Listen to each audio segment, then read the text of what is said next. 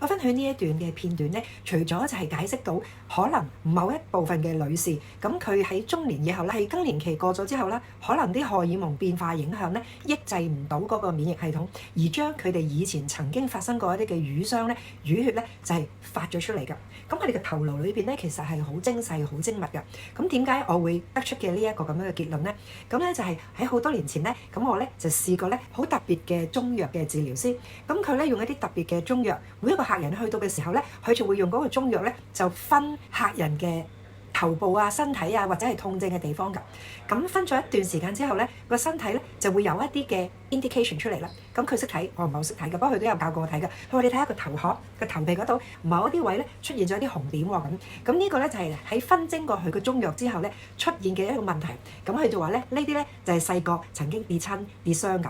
咁細個嘅意思就係可能係幾歲大啦，可能係 BB 嘅時候啦，或者係10幾歲啦，或者係曾經遇過一啲嘅 accident，甚至乎咧無端端你知啦，點會冇人係冚親個頭㗎？無端端冚親個頭咧都會有咁嘅情況㗎。咁喺佢嘅概念裏邊咧，凡係有淤血，佢利用佢嘅藥材 reflect 到嚟皮膚表面嘅話咧，佢就會用一啲特別嘅手法咧，係幫你清淤㗎。咁喺中醫嚟講有呢啲清淤嘅方法㗎，有啲就係刮啦，有啲係鉗啊、搣啊咁樣樣，有啲係剁啊咁樣。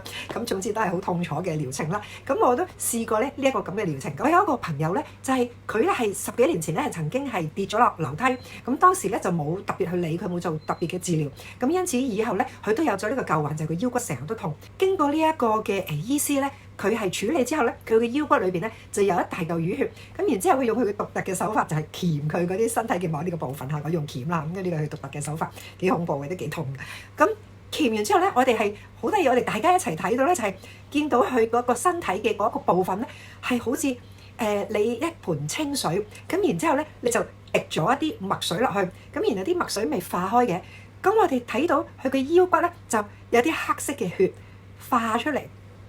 哇！我哋個個都會好 amazing 嘅，即係哇，點解會咁樣嘅？咁佢就係成笪黑色嘅淤血咧褪咗出嚟㗎，褪咗個淤血出嚟之後咧，佢就覺得條腰骨咧係鬆晒、放鬆晒。咁跟住咧佢嘅腰骨嘅痛楚咧都好咗好多喎。啲隱世嘅醫術咧真係好神奇啊咁樣。咁於是咧就其實我當時都冇乜特別嘅問題嘅，不過咧我都會咧去走去試下喎。而我自己試咗之後咧，我就發現咗原來我嘅身體咧都係有呢一個嘅問題，就解釋到點解我有一次嘅手術之後咧有咁恐怖嘅經歷啦。留翻下一節再同大家分享。